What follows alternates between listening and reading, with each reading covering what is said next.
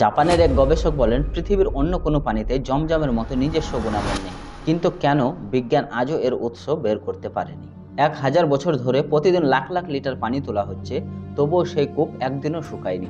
আপনি কি জানেন কেন? মক্কার বুকে অবস্থিত এই কূপের নাম জমজম। এর গভীরতা প্রায় 30 মিটার, আর যুগের পর যুগ ধরে মানুষের তৃষ্ণা মেটাচ্ছে এই একটি মাত্র কূপ। এক গবেষণায় দেখা গেছে প্রতি সেকেন্ডে প্রায় 8000 লিটার পানি টানা যায়।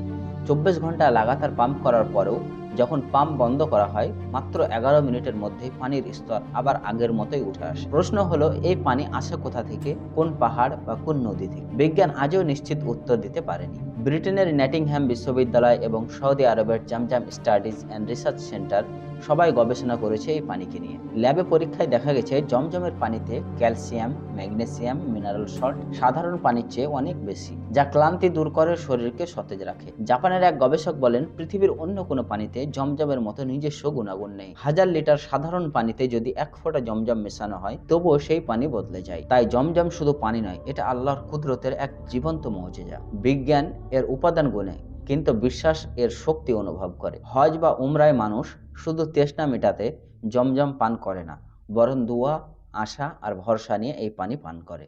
জমজম খুব প্রমাণ করে এই পৃথিবীতে এমন কিছু সত্য আছে যা যুক্তি দিয়ে বোঝা যায়, আর এমন কিছু আছে যা শুধু ইমান দিয়ে অনুভব করা যায়।